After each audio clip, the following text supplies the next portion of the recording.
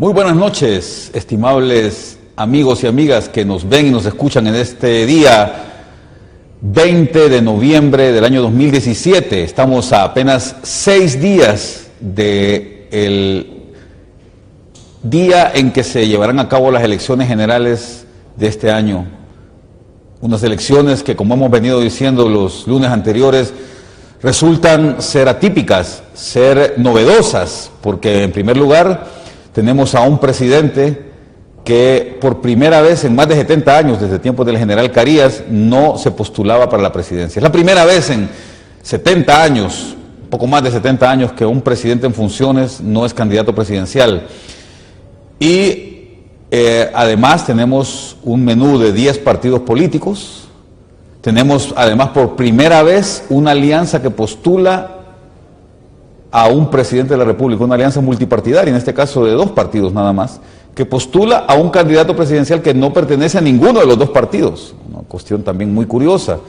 Así es que hemos estado hablando durante ya más de 3 meses sobre temas que son atinentes a este proceso electoral, pero que además tienen que ver con la vida de la ciudadanía en un aspecto que es sumamente importante, el aspecto económico.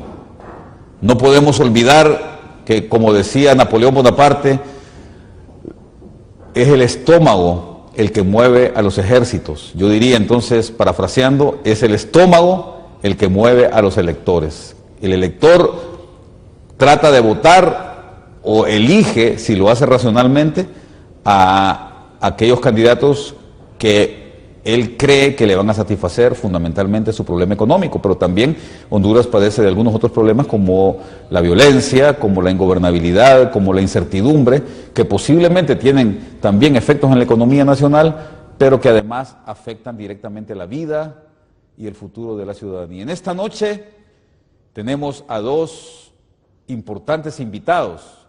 Ellos están muy ligados al tema académico.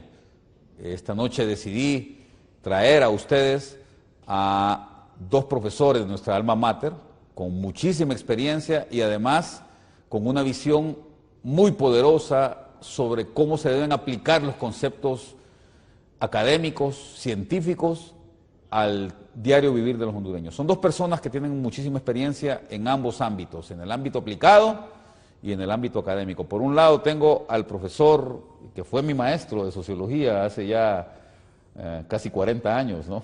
No quiero decir que está viejito él, pero yo sí estoy viejito. El licenciado don Pablo Carías, quien es máster en demografía y tiene una licenciatura en sociología de La Habana, Cuba.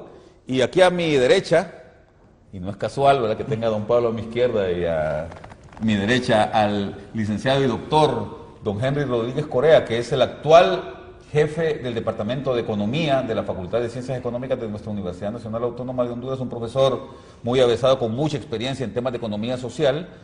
Él es doctor en desarrollo económico y tiene una licenciatura en economía de nuestra alma mater también. Bienvenidos a ambos, licenciado Carías. Muchas gracias, recordarles, es un privilegio estar con usted aquí, persona que además tendría mucho que decirnos sobre los temas que vamos a hablar. Si me permitiera hacer una presentación a usted, sería muy interesante, ¿verdad? Y sobre todo estar en este canal aquí, muy visto por la población, hablando de temas cotidianos, de temas que son comunes para la población hondureña y que pues el propósito nuestro es arrojar algunos elementos ¿verdad?, que puedan ayudar a comprender todos estos fenómenos que están ocurriendo en el campo económico, en el campo político, si hay algún espacio, y en el campo social. A mí me llama mucho la atención, amigos, que estamos en un proceso electoral y hay temas que han pasado desapercibidos y siendo básicamente la esencia de lo que pudiera considerarse los procesos de desarrollo económico, no solamente en el país, sino que en el mundo entero. Yo estoy muy extrañado que ningún político hace referencia a todos estos procesos de globalización económica al neoliberalismo, y que es básico, porque cualquier propuesta de gobierno, uno podría entender que un político, si es que es un político serio, a la hora de hacer alguna promesa, debería necesariamente de tomar en consideración la coyuntura internacional, que está influyendo mucho en las decisiones de los gobiernos, no solamente de los gobiernos de los países pobres, sino que también de los gobiernos de los países desarrollados. Yo diría que mucho de la agenda que pueda implementar un jefe de Estado tiene que ver con esto que está ocurriendo en el mundo, pero pareciera que nuestros políticos son políticos muy timoratos, tienen temor de hacer referencia a esto que tiene mucho que ver con las relaciones de poder y de dominación. Entonces como que no quieren comprometerse con algo que es lo que está determinando la vida, en gran parte la vida de las naciones. No se quieren quemar. Ya vamos a tener chance de hablar de estos temas que ya ha puesto en la mesa el licenciado Pablo Carías. Me parece que es muy interesante. ¿Qué piensa Henry Rodríguez sobre este proceso que estamos llevando a cabo y que va a culminar dentro de ya unos poquitos días? Henry, ¿cómo lo ves? ¿Y cómo ves el actuar de los políticos actuales frente a los retos económicos que tiene el país? Bueno, antes que todo, gracias por esta oportunidad de compartir con ustedes, y yo diría que estamos en una coyuntura bien interesante frente a un nuevo proceso electoral, y hay que hacerse una pregunta: ¿está la democracia dando los resultados que esperamos? Dentro de unos pocos meses vamos a alcanzar 36 años de democracia continuada. Cuando inicia este periodo, en 1982, éramos apenas 4 millones de habitantes. Ahora somos 8.5, o sea, en este lapso se ha duplicado la población. O sea, en 36 años la población es el doble en Honduras. Es el doble en Honduras. Entonces, por supuesto, no es lo mismo gobernar para 4 que para 8. Ello trae consigo otro tipo de exigencias. Y entonces sucede de que en Honduras no este gobierno, sino todos, tienen el mismo patrón para gobernar, un modelo muy tradicional de improvisación. Se vive de la coyuntura diaria. Y entonces, ahora que nos enfrentamos a un proceso electoral y vemos las distintas propuestas de los candidatos, vemos que solo nos están dando más de lo mismo. No vemos una verdadera esperanza para un despegue económico. Y yo digo despegue económico porque hablar de desarrollo es algo mucho más profundo, ¿no? Entonces, cuando nosotros, los economistas o cualquier profesional que se dedica a la investigación, quiere medir el éxito o el fracaso de un gobierno, buscamos indicadores. Y los indicadores que nos dan son cortoplacistas y más que todo estamos monitoreando medios. Pero si buscamos un indicador de fin, un indicador que realmente nos esté indicando si vamos por el camino correcto, pues tendríamos que centrarnos en la pobreza. Claro. Es el indicador de la pobreza. Y ahí viene la pregunta entonces, ¿para qué elegir un gobierno? Pues elegimos un gobierno para que administre el Estado de manera correcta y busque el bienestar de la población. Y en esa búsqueda del bienestar de la población, la felicidad, como dicen unos que son mucho más soñadores, pues nos encaminamos hacia la pobreza. Entonces, ¿qué ha estado ocurriendo? Que la pobreza aumenta, que la pobreza no disminuye. Desde ahí ya podemos ver claramente que el camino que se está siguiendo no es el mejor. Eso nos trae a hacernos la pregunta, ¿qué falta por hacer?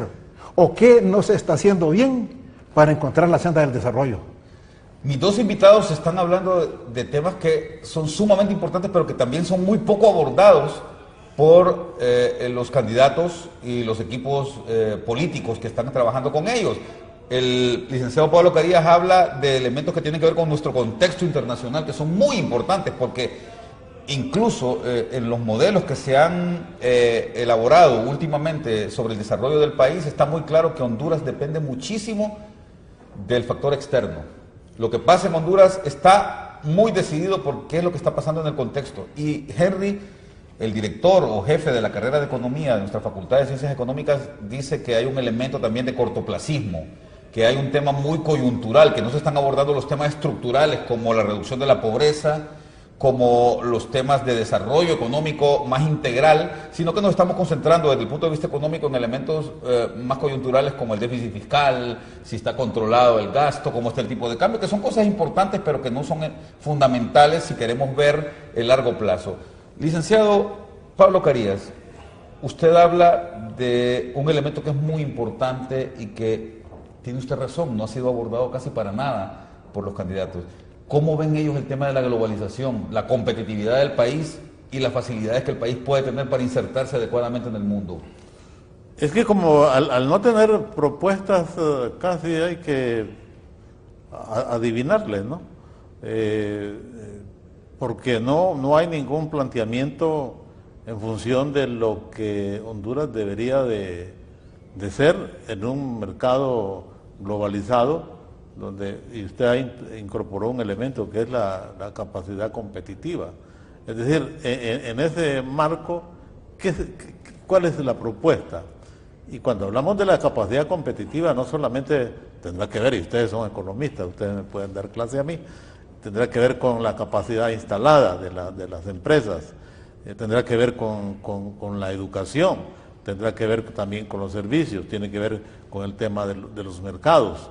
Pero realmente, ¿cuál es la propuesta?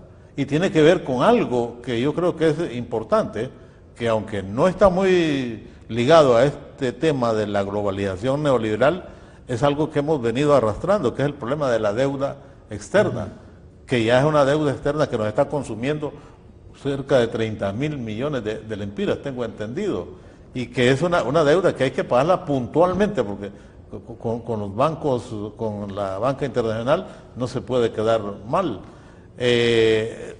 Sobre eso, ¿cómo resolver, digamos? Si a todo esto le está agregando usted la gran deuda social que tiene, en términos de salud, en términos de vivienda, en términos de educación, pero también una deuda social en términos comentábamos, en términos de las demandas de los gremios, que cada día sus salarios están siendo diezmados por un alto costo de la vida que no es compensado con la política salarial que tiene el Estado. Y, bueno, decimos que tiene el Estado porque al fin y al cabo la tiene, porque no está fundamentada en criterios científicos. Es decir, en Honduras no existe una política administrativa, no existe la meritocracia, y entonces los salarios también son un verdadero caos. Tanto que yo he venido pujando, por lo menos teóricamente, de que en Honduras debería haber un solo estatuto. Pero aquí cada gremio tiene su propio contrato colectivo, su propio estatuto, y entonces cada sector de la sociedad se convierte en un nicho, en un bloque con sus propias demandas, sus propias exigencias, y los intereses del pueblo están completamente anulados. Vamos a ver, usted me habla del tema de los estatutos que funcionan muy bien para el sector público, pero que prácticamente ningún profesional que trabaja, sea maestro, enfermera o médico empleado, que trabaje en el sector privado, recibe o está inconforme con lo que le están pagando y no hace reclamos debidos. Los estatutos se están concentrando bastante más bien en lo que tiene que ver con la parte de la patronal, considerando al sector público. Pero yo quisiera retraer un poquito el tema que al comienzo usted había planteado. Usted vivió en Cuba, estudió en Cuba. Sí. Cuba es una sociedad, si bien es cierto, muy singular, muy particular, pero no podemos negar que es una sociedad que está insertada de una forma importante en el contexto internacional. Cuba es uno de los países que recibe más visitas de turistas en el mundo, ¿verdad? Es una potencia en ese nivel. Es un país que es famoso porque ha vencido el hambre, porque ha vencido el analfabetismo y tiene un sistema de salud envidiable. ¿Qué es lo que hace a Cuba diferente a su juicio y qué cree usted que podría hacer Honduras para lograr algunos de los éxitos que Cuba ha tenido? Que no vamos, yo soy consciente de que también es un país con mucho problema y con mucha limitante, pero no podemos negar que si comparamos a Cuba con Honduras, Cuba ha tenido éxitos muy resonantes a nivel mundial, y por lo menos en el tema que usted tocó de la globalización, Cuba es un país que está muy insertado. Sí, sin lugar a dudas que y hoy mismo Cuba ya está pensando seriamente esquemas globalizantes, es decir, la misma existencia ya de unos 400.000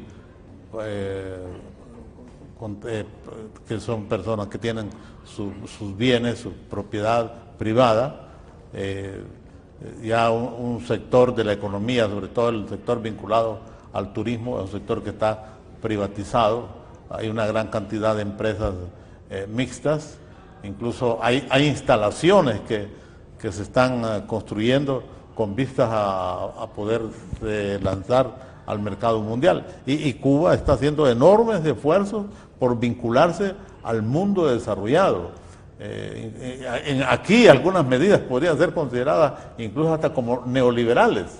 ¿Por qué? Porque es que realmente hay un hecho real del cual los dirigentes de la Revolución Cubana se dieron cuenta que, y es un fundamento teórico del socialismo, si la actividad, la producción es la base de todo el desarrollo humano. Cesa la producción y cesa el desarrollo. ¿Es una cosa similar a lo que está haciendo China entonces? Sí, con algunas particularidades, obviamente, porque, claro, China tiene muchas diferencias, es un verdadero gigante, avanzó mucho en la propiedad privada.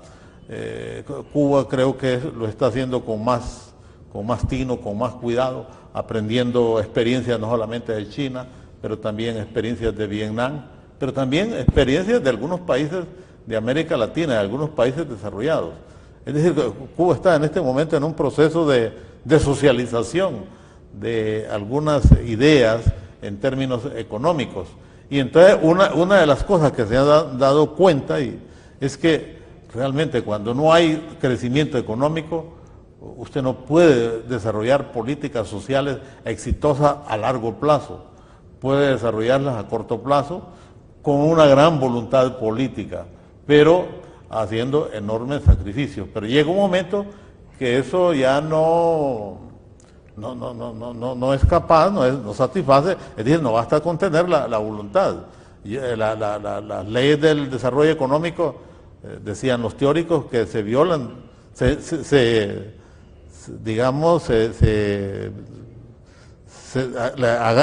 dan ajuste pues a aquellos que tratan de violarla. Lo económico, ustedes saben que se abre espacio por cualquier lado. Entonces en Cuba se está dando cuenta que si no potencia su capacidad productiva, que tiene que ver no solamente con la producción, sino con la productividad del trabajo, y hay sectores de la economía que todavía muestran alguna lentitud, incluso algunas conquistas del socialismo pueden retrotraerse, pueden regresar, porque un sistema no puede repartir pobreza.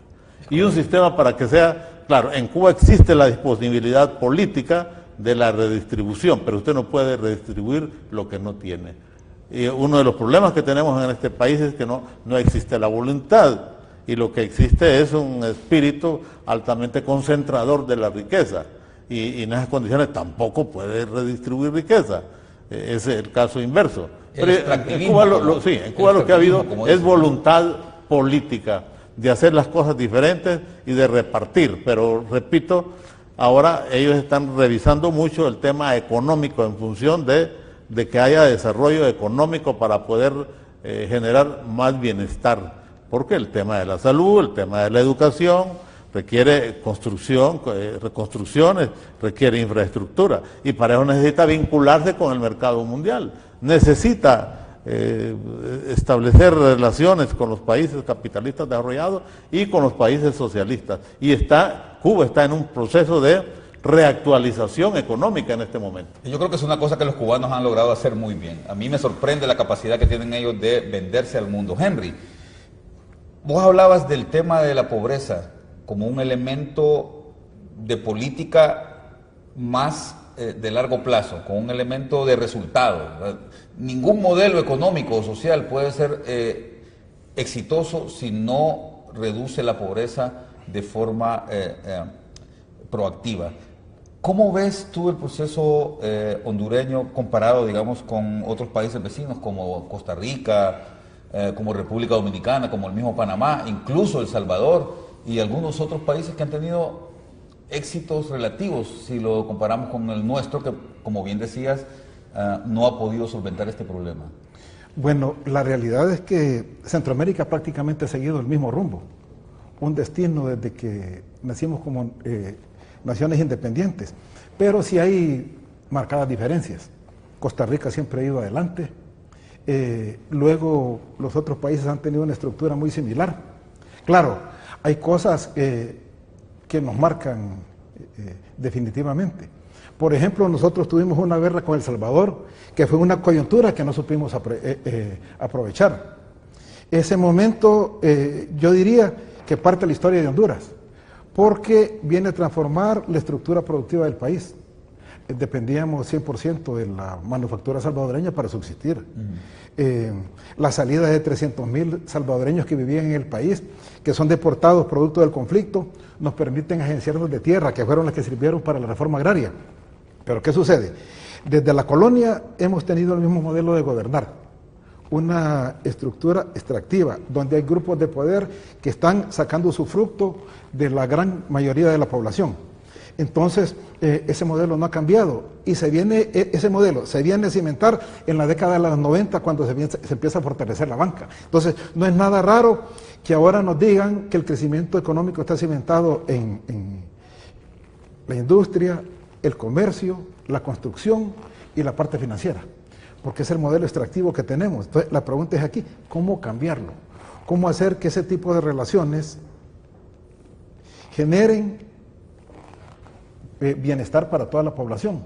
Entonces, por ejemplo, el doctor hablaba de Cuba. El éxito de Cuba ha sido la educación, cero analfabetismo.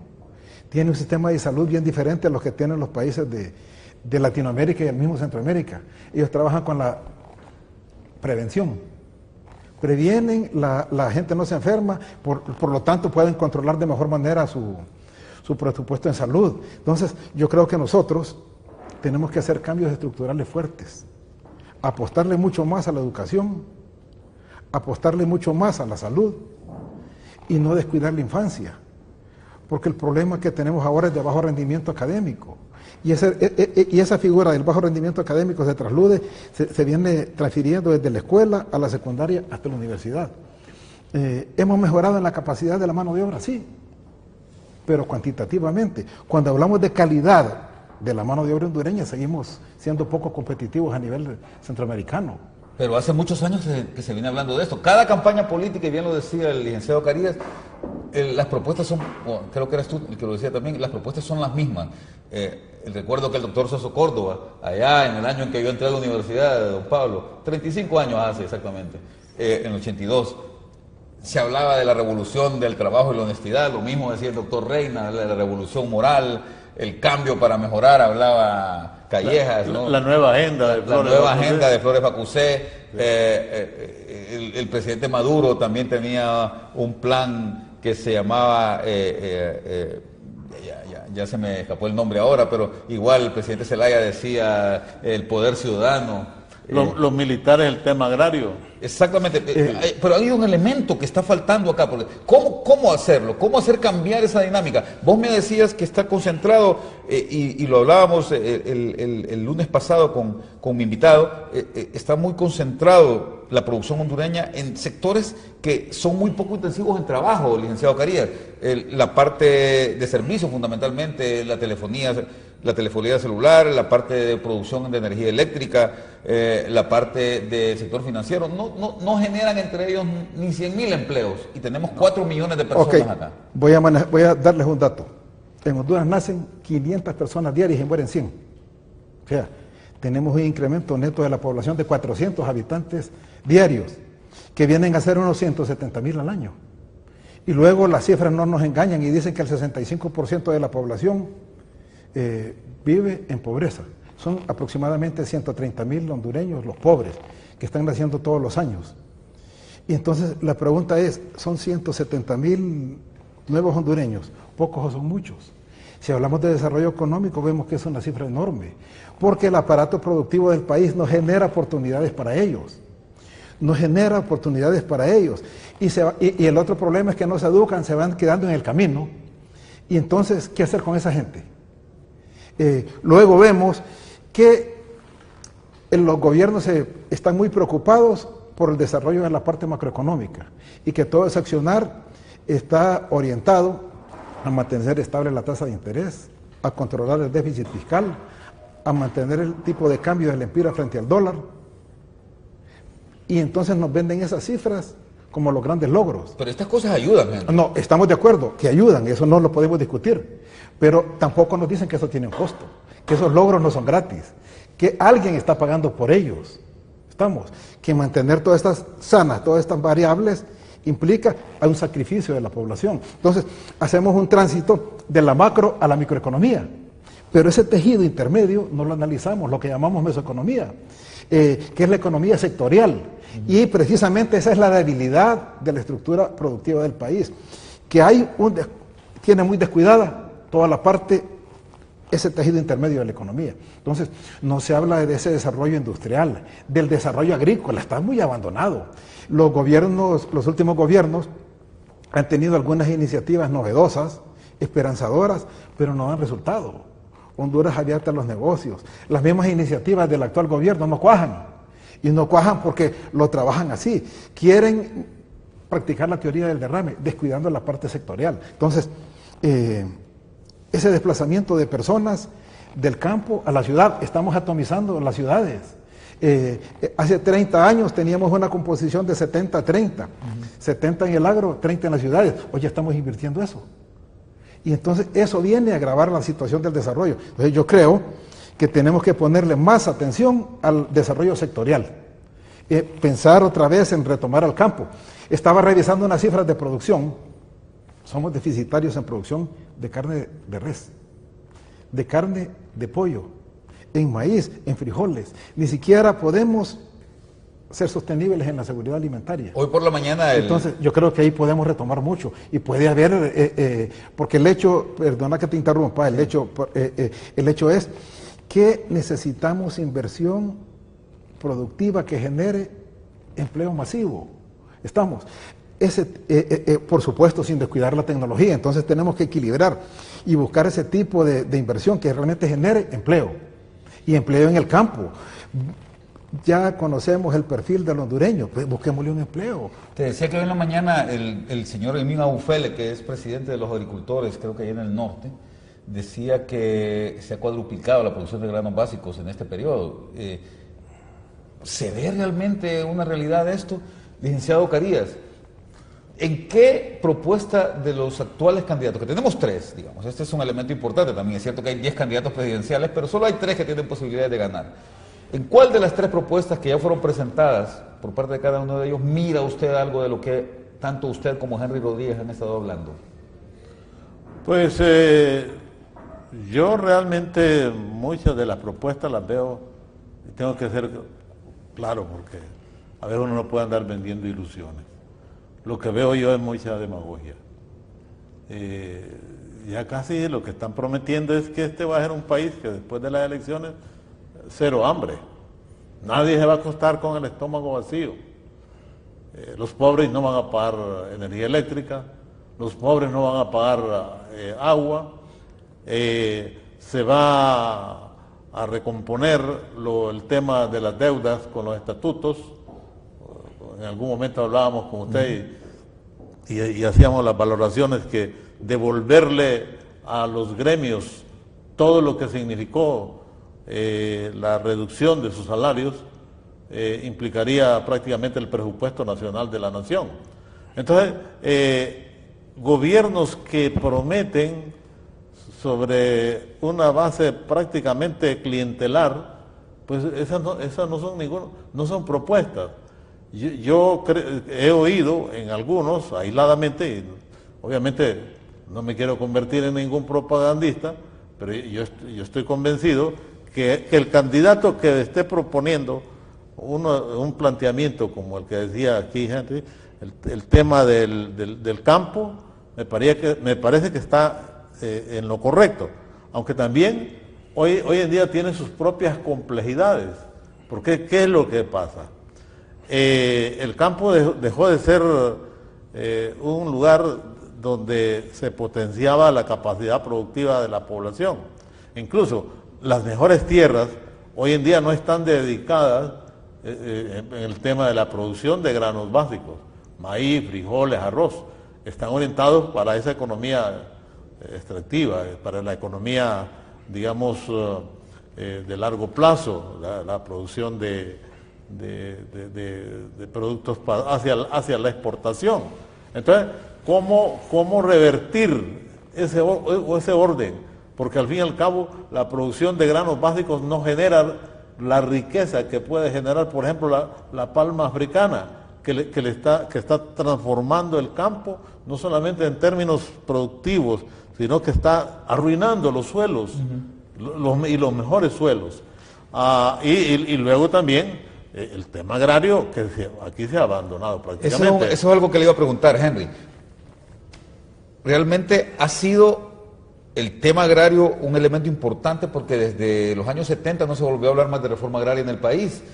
Y no hemos hablado, se ha hablado mucho en los años 90 del tema de propiedad de la tierra, ¿verdad? De un mercado de tierras, se cambió la ley, la famosa ley de modernización agrícola prácticamente vino sin que se derogara la ley de reforma agraria, pero prácticamente vino a suplantar esta ley.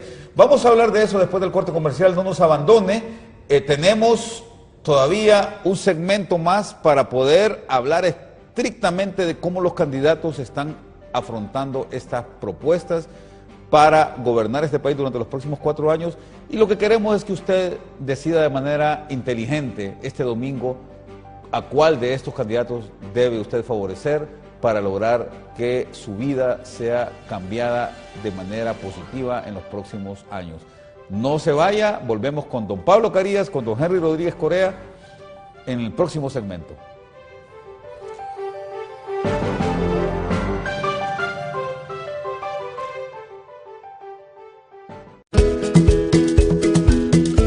Inicié mi negocio con comida típica garífuna en un local pequeño. En aquel entonces solo eso podía pagar.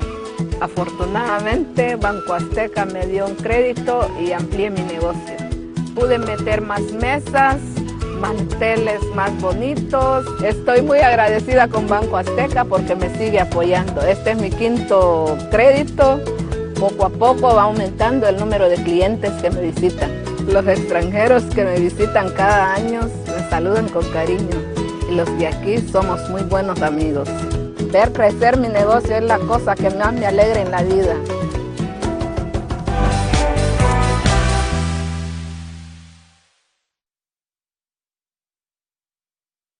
Vamos muchachos, vamos Chele, movete. Profe, ¿y a usted por qué le gusta el fútbol? Por un juguete.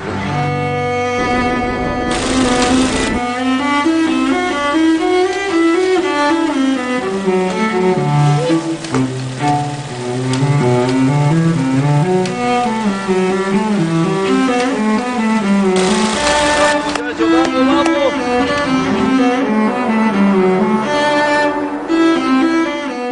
Dona un juguete y así estarás regalando una sonrisa y una ilusión a los niños de escasos recursos.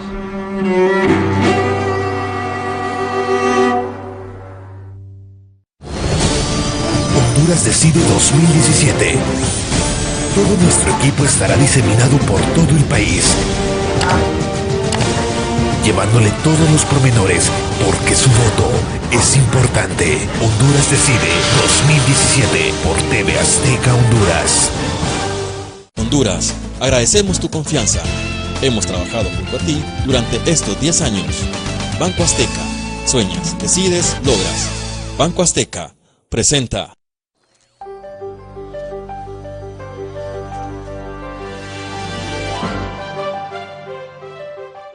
Volvemos con su programa Honduras Decide de esta noche, ya a 6 días de las elecciones generales que se llevarán a cabo el próximo domingo, 26 de noviembre de este año 2017, donde, vamos a decirlo con claridad, 3 hombres están peleando fuertemente por quedarse, por hacerse del poder en el país. Le comentaba a Henry, al licenciado Pablo Carías y a Henry Rodríguez, que son mis invitados de esta noche, profesores universitarios, académicos, que realmente el país está viviendo ya desde hace bastantes años una depresión muy fuerte en el tema agrario. Si Honduras dependiera únicamente de la parte agrícola, de la producción agroindustrial en el país, seríamos uno de los países más pobres del mundo, creo, si no el más pobre. ¿Cómo ven ustedes esta situación? ¿Cómo creen ustedes que puede plantearse una verdadera reforma integral al sector agropecuario en el país, Henry? Bueno, yo diría, y ese es mi tema que me apasiona, el de la economía social. Las cooperativas, las asociaciones de productores. ¿Qué pasó con aquel los esfuerzo bancos que comunales se hizo en los años 70 de las empresas asociativas? Yo sé que don Pablo también estuvo muy metido. Me gustaría que me conversaran los dos sobre este tema porque fue un proceso muy esperanzador en el país. Isletas, Guanchillas, aquellas comunidades que surgieron en los años 70 y que prácticamente se cayeron. Bueno, lo que sucedió es que lo que mencionábamos aquí, la ley, el famoso decreto 1890 viene a terminar con la reforma agraria. Hace que la tierra se convierta en mercancía y eso provoca que las cooperativas empiecen a vender sus tierras. Y por lo tanto hay un abandono del campo. Ahí tenemos una gran caída en la producción. Pero yo creo que si trajéramos y pusiéramos en el tapete la discusión en la economía social, sería una esperanza de desarrollo. Como mencionaba, esas cooperativas, los bancos comunales, mujeres organizadas, campesinos, tienen mucho que aportar. Lo que sucede es que de alguna manera estamos cayendo en el juego del modelo económico, ese modelo que privilegia el individualismo.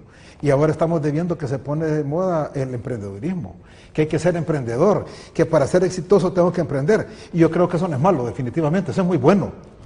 Pero no solo promover el individualismo, que la persona se promueva así sola como empresario. Tenemos que retomar y regresar a esas formas colectivas. No todos tenemos la capacidad ni las cualidades de ser emprendedores, ojo. Entonces, esas personas que no tienen esa capacidad de liderazgo, tienen mucho que aportar. Entonces, volvamos al modelo asociativo, volvamos a la empresa.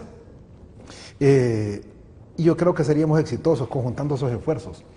Tenemos las cooperativas de ahorro y crédito que son exitosas. Ahora están afiliando a más de 1 millón de personas.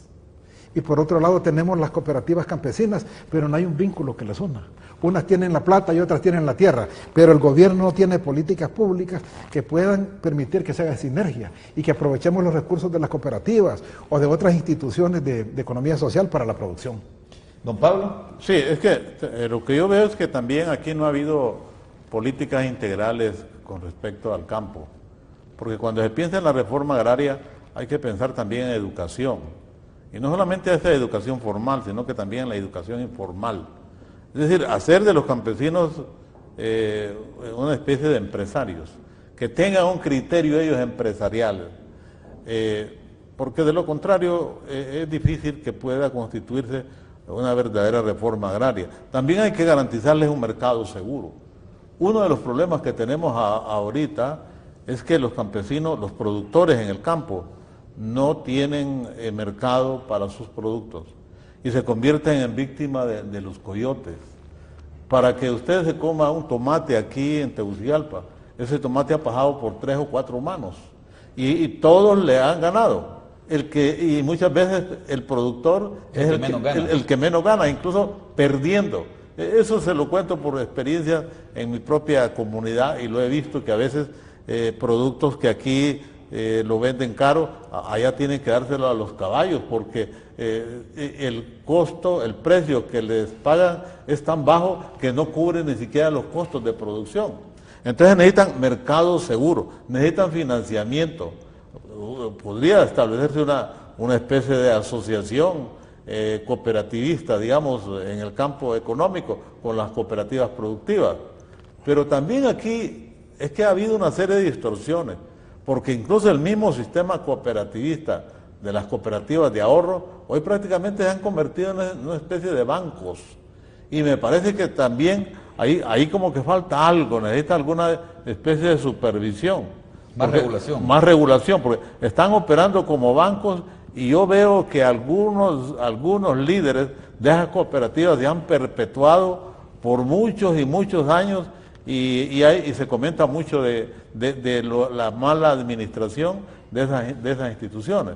Entonces, cuando hablamos de una reforma agraria, debemos de estar hablando de una reforma agraria integral, que si las cooperativas tienen que producir para el mercado exterior, que lo hagan, pero que lo hagan también con un criterio empresarial de reparto de beneficios, pero no de concentración, porque en la costa norte tenemos algunas cooperativas, como Hondupalma, por ejemplo, pero que prácticamente se ha convertido en una empresa.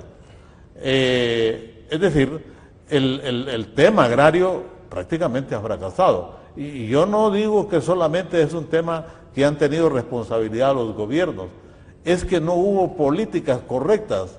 Y entonces, muchas veces algunas cooperativas agrícolas se convirtieron en una especie de fraude, porque se convirtieron en empleadores.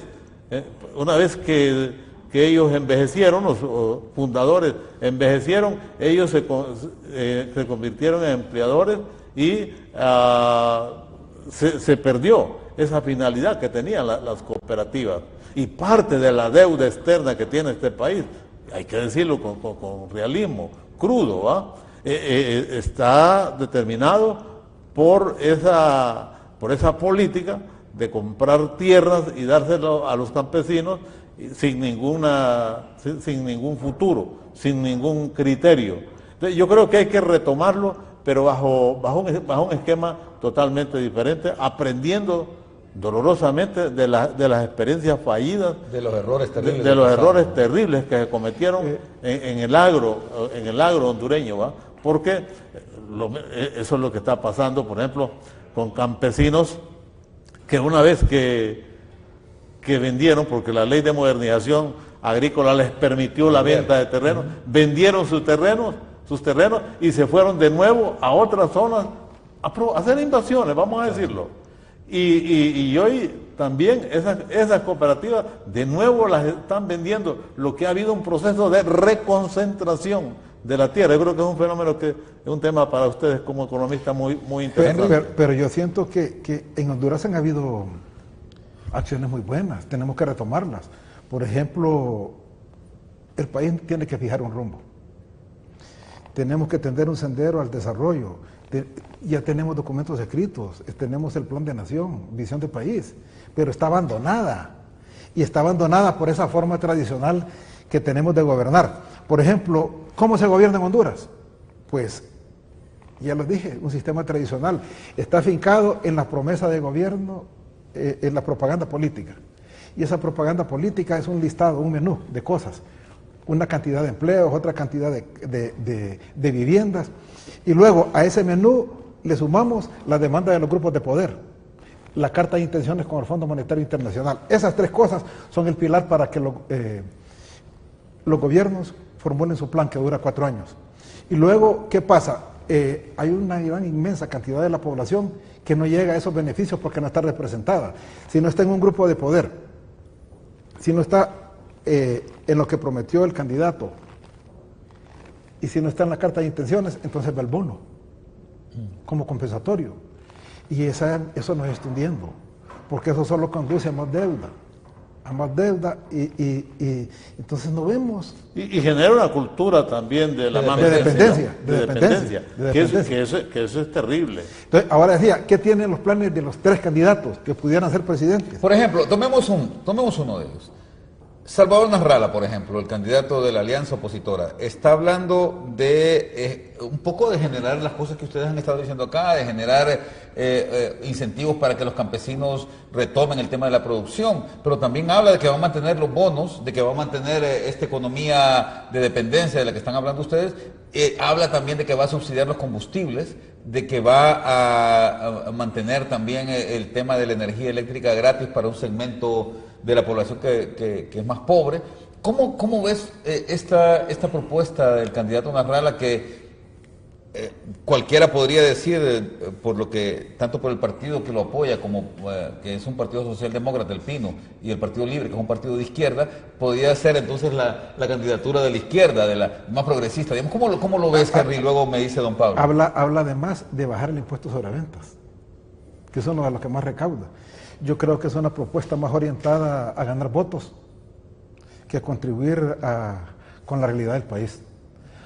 Hay cosas que son difíciles de cambiar, que requieren de todo un proceso.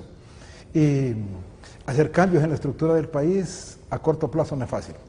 Entonces, don Pablo, ¿ve usted a Narrala como un candidato de izquierda y al Partido Libre y al Partido Pino Socialdemócrata? Y lo veo sonriente a usted. Y eso me está indicando, y yo creo que ese es el espíritu. No, de ninguna manera. Yo creo que Narrala no tiene ni equipo como partido, como persona, para gobernar. Él va a gobernar con un equipo prestado, pero incluso no tiene ni siquiera el lenguaje adecuado para poder vender, digamos, una propuesta de desarrollo. A mí me parece, a propósito, estamos ya cerca de la Navidad también, lo veo más como un San Nicolás prometiendo una serie de cosas que algunas no tienen fundamento. Ustedes son economistas y pudiéramos tener algún debate a lo mejor más completo fuera de los micrófonos, fuera del canal. Esto de reducir o eliminar, por ejemplo, impuestos. Yo no creo que esa sea una línea correcta. Eso está bueno para ganar votos, para alegrarle el oído a algunos empresarios. Pero una política fiscal, una política tributaria es necesaria para un gobierno.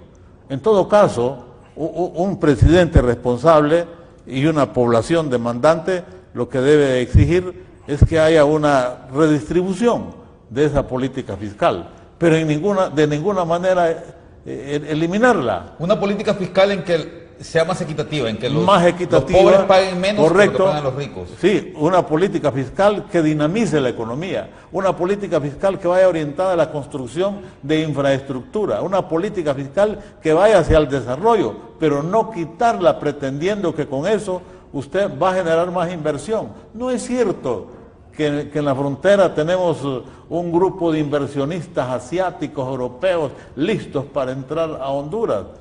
El inversionista necesita otro tipo de estímulos. Muchas veces esto de los impuestos no lo asustan tanto, siempre que los impuestos sean debidamente justificados. Pero un gobierno que prometa quitar los impuestos, ¿y de dónde va a vivir el Estado? Y las obligaciones que tiene el Estado como tal, en temas que, por cierto, aquí son deficitarios. ¿Cómo lo va a estar cumpliendo? A mí me parece que es lo más demagógico que hay. Y luego también esa política de regalar servicios públicos, creo que sí bien es cierto, hay un sector de la población muy necesitado que tiene que focalizarse adecuadamente para ayudarle de manera coyuntural, pero lo más importante a la gente, como dice aquel dicho, no es darle el pez, sino enseñarle a pescar. Eso es lo correcto, es lo que tiene que hacer un gobierno responsable. Entonces yo creo que si estamos a la vista, cerca de un proceso electoral, los electores por lo menos tienen que fijarse mucho. Y yo diría que tienen que fijarse más en aquel que promete abrir fuentes de trabajo y no en convertirse en una especie de centrito regalón, como había, recuerdan, un programa aquí en una cadena de radio, ¿verdad?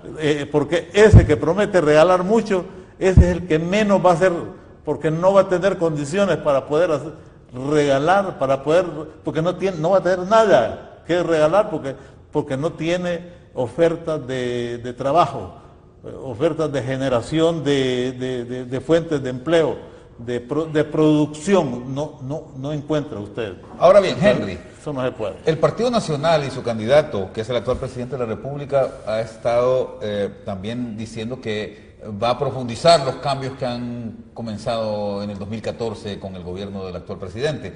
¿Cómo ves las posibilidades que tiene, de acuerdo a lo que ha hecho el presidente actual en estos 4 años pasados, y la implementación de una política que permita reducir la pobreza de manera efectiva en el mediano plazo y efectuar los cambios para el tema del empleo y la generación de empresas en el país? Bueno, tenemos que reconocer que el gobierno ha hecho cosas interesantes, ¿no? Hay resultados que lo demuestran. Estamos mejor en seguridad. Ha tenido algunas iniciativas exitosas, pero yo creo que gane quien gane va a tener una situación que no se ha dado en el país. Y todo puede pasar por la conformación que tenga el nuevo Congreso. Yo siento que ese Congreso va a estar bastante equilibrado en las 3 fuerzas mayoritarias. Entonces a lo mejor se nos da también que, además de esta reelección, que es algo novedoso, se nos dé que por primera vez tengamos un presidente de la República de un partido y el presidente del Congreso de otro partido. Y eso puede generar condiciones diferentes. ¿No es una cuestión muy riesgosa esa para un país como Honduras tan débil? Pudiera ser riesgosa o pudiera ser de beneficio. Analicémoslo. Porque ahora, ¿qué es lo que pasa? Que, digamos, tenemos un régimen donde manda el presidente. Él controla los otros poderes. Y eso tiene ciertas ventajas y también tiene ciertos inconvenientes. Porque él decide el rumbo que le conviene. Y como no tiene antagonismo, a veces puede ser bueno, a veces puede ser malo. Y un Congreso que lo marque, un Congreso que le exija, puede traer más democratización en la Corte y a nosotros gente del gobierno. Y puede ser beneficioso. Entonces yo creo que no debemos desconocer esa posibilidad de tener esa nueva integración política dentro del Congreso, ¿no? Que sería interesante. Y ahí lo que tiene que tener el nuevo gobernante entonces es tener capacidad de negociación, propuestas reales, no demagógicas. Porque el caso del presupuesto de la República es un cheque en blanco, todos lo sabemos. Se manda un presupuesto, se aprueba, pero ese está poco ajustado a la realidad. En el transcurso del año se le hace cualquier cantidad de ajustes y cambios. Teniendo esa nueva integración, yo creo que habría que pensarlo para hacer esos cambios. Puede traer cambios más positivos, puede integrar gente que solucione los problemas del país. ¿Cómo ve usted a Juan Orlando Hernández y sus posibilidades para resolver los problemas, ya que él ha estado 4 años en el gobierno últimamente? Bueno, algunas personas dicen incluso 8 años, porque él empezó a gobernar desde el año 2010. ¿Cree usted que el presidente Hernández tiene ya la experiencia, la soltura y la capacidad necesaria como para sacar al país de los problemas de acuerdo a lo que está proponiendo, don Pablo? Sí. Antes quisiera hacer un breve comentario en el sentido de que un gobierno de integración, que lo entendería yo como los 3 poderes actuando de manera responsable, de manera complementaria, como dice la Constitución de la República, en función de los intereses de la nación. Eso me parece interesante, pero a veces me preocupa porque el político hondureño, cuando es de la oposición, no lucha, no apuesta hacia el desarrollo y hacia el cambio. Por el contrario, apuesta al fracaso del gobierno, del Ejecutivo, porque sabe que el fracaso del Ejecutivo es como el puente que se le tiende para que él, en un futuro proceso electoral, salga bien librado. Entonces, aquí los políticos no están pensando en administrar a largo plazo a la nación, están pensando en el próximo proceso electoral. ¿Y cómo ves al abogado Hernández en esto? No se puede negar que 4 años no pasan en balde y se adquiere algún tipo de experiencia. Y yo coincido, obviamente, deduzco por lo que ha dicho el economista Henry, que él no tiene compromiso político, porque si lo tuviera, los que tienen compromiso político son incapaces muchas veces de reconocer méritos, en el contrario, aunque los tenga, y aunque sea lo mínimo.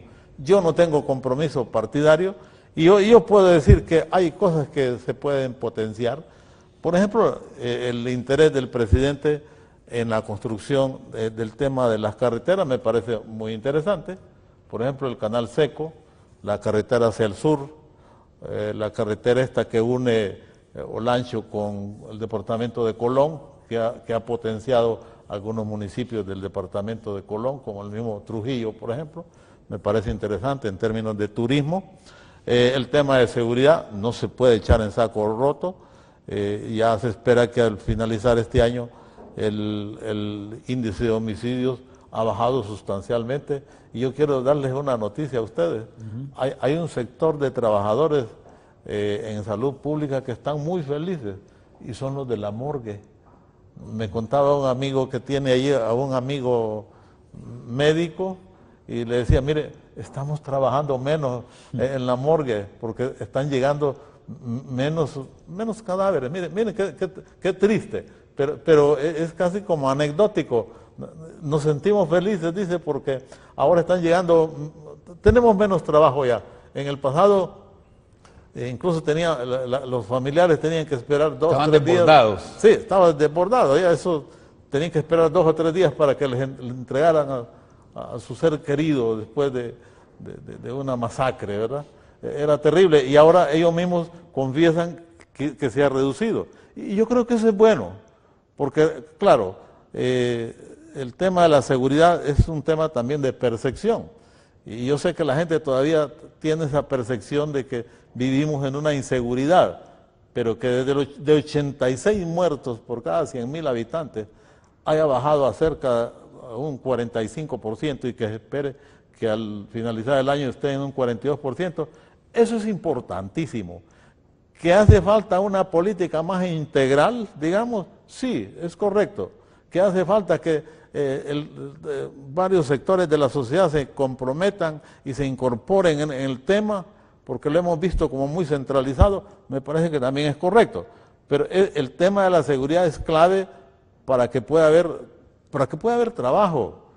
Porque no se puede negar que aquí se han perdido trabajos por la inseguridad. Ese montón de pequeños productores, de vendedores en las pulperías, zapateros, sastres, que muchas veces han tenido que cerrar sus negocios por el tema de la extorsión.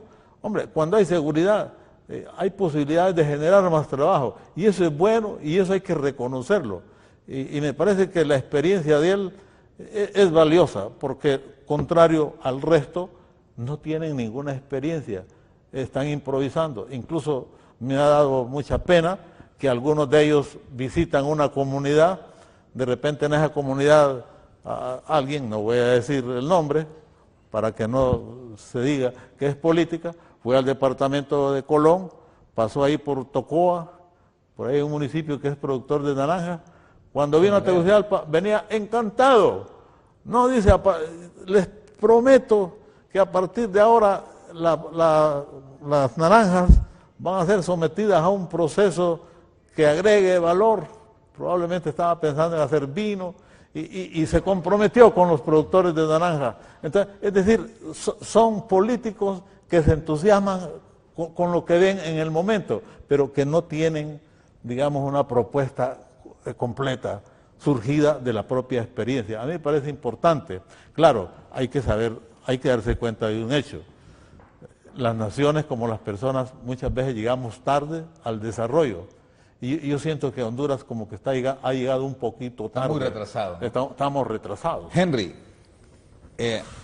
nos falta todavía un candidato y tenemos muy poco tiempo. ¿Podrías resumirme qué es lo que has visto de la propuesta del candidato del Partido Liberal, Luis Zelaya, en términos de cómo él pretende mejorar la productividad del país y mejorar las oportunidades para que más hondureños salgan de la pobreza? Bueno, ha hablado de cosas interesantes. Por ejemplo, generar una especie de clúster, que es una propuesta vieja, pero que puede resultar novedosa, para que el desarrollo sea integral, y él pretende a través de eso generar empleo para todos los diferentes ámbitos de las comunidades, que haya una cabida para todos. Y esta propuesta a mí me parece interesante porque eso tiene que ser el desarrollo. El desarrollo tiene que ser integral, partiendo de lo sectorial, aprovechar las especialidades de cada uno, ver qué tenemos para hacer una sinergia en cada una de las regiones, un poco lo que tiene el Plan de Nación, ¿no? ¿Y usted, don Pablo, ha visto algo interesante? Bueno, yo le doy la ventaja a Luis Zelaya de que es un académico, ha tenido mucha experiencia en la cuestión docente. Me parece que él en su plan de trabajo le da mucho valor a la formación profesional, a crear a ese joven con capacidad competitiva. Me parece que tiene más claridad en sus propuestas, y eso yo creo que es correcto. Yo creo que como que tiene los pies más puestos. ¿No ve tintes demagógicos en la propuesta de Zelaya? Yo no. Lo que yo veo es que Luis Zelaya lamentablemente es de los políticos que también llegan tarde. Incluso en sus primeras incursiones me alegró mucho cuando él quiso ser diferente y mantenerse equidistante tanto del oficialismo como de lo que hoy es la alianza opositora, porque últimamente lo he visto más inclinado a la alianza opositora. Recuerdo cuando él dijo, con este tema del Tribunal Supremo Electoral, porque la lucha de la alianza era para quedar incluido en el tribunal. No, dice Luis, si aquí por lo que deberíamos de luchar es porque ninguno quede, que haya pensando, pienso que él estaría pensando en que debería haber un comisionado que fuera de la simpatía de todos y volver más ágil, más técnico este tribunal. Dije yo, hombre, está planteando algo diferente, claro, porque una tercera fuerza solo tiene opciones en la medida en que sea diferente, porque si se va a ser igual al resto, no tiene mucho futuro. Es más de lo mismo. Es más de lo mismo. Entonces yo pienso que Luis está en un proceso de maduración. No quiero ser un adivino, pero pienso que tiene algún futuro, no para ahora. Me parece que tiene que hacer cola. Ese triunfalismo que lo veo en los tres no es muy positivo, no es muy correcto. Deberían de ser muy prudentes, moderados, trabajar más en su propuesta y esperar los resultados, porque cuando se es triunfalismo también puede generar mucha frustración en sus parciales. Bueno, vamos a ver qué pasa. Yo les agradezco muchísimo tanto al licenciado Pablo Carías por venir en esta noche. Me despido de él. Estamos cerrando el programa, como al licenciado Henry Rodríguez, director o jefe de la carrera de Economía en nuestra Universidad Nacional Autónoma de Honduras, un sociólogo y un economista, analizando a profundidad lo que va a suceder en el país en los próximos 4 años y qué expectativas generan los candidatos presidenciales. Una vez más les agradezco por este programa, por la atención brindada a él y bueno, seguimos adelante. Vamos a ver qué sucede en los próximos días de